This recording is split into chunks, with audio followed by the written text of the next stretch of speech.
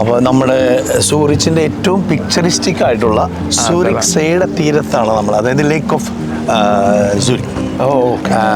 അപ്പോൾ ഇതാണ് ഇതിൻ്റെ ഏറ്റവും കൂടുതൽ ടൂറിസ്റ്റുകളൊക്കെ പോകുന്ന സ്ഥലമാണ് ഇത്.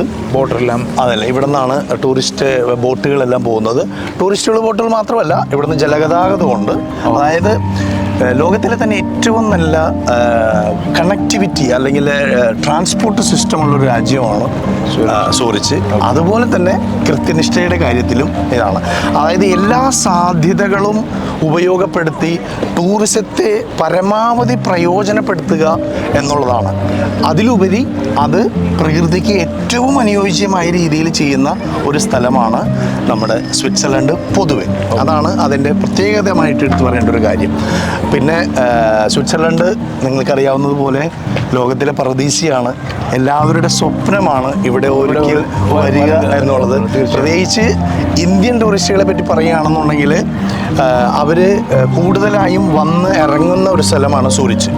യൂറോപ്പിലെ ടൂർ ആരംഭിക്കുന്നത് ഒന്നുകിൽ സ്വിറ്റ്സർലൻഡിൽ നിന്നായിരിക്കും, അതല്ലെങ്കിൽ ലണ്ടനിൽ നിന്നായിരിക്കും. ലണ്ടനിൽ നിന്ന് വന്ന് അവിടുന്ന് യൂറോസ്റ്റാർ എടുത്ത് പാരീസിൽ പോയിട്ട് പാരീസിൽ നിന്ന് വെറും 5 മണിക്കൂർ ഇവിടുന്ന് ബുള്ളറ്റ് ട്രെയിൻ ഉണ്ട്. TGV ട്രെയിനിൽ പോയി കഴിഞ്ഞ് കഴിഞ്ഞാൽ 5 മണിക്കൂറിൽ നിങ്ങൾ പാരീസ് നഗരത്തിൻ്റെ ഹൃദയഭാഗത്തെത്താം.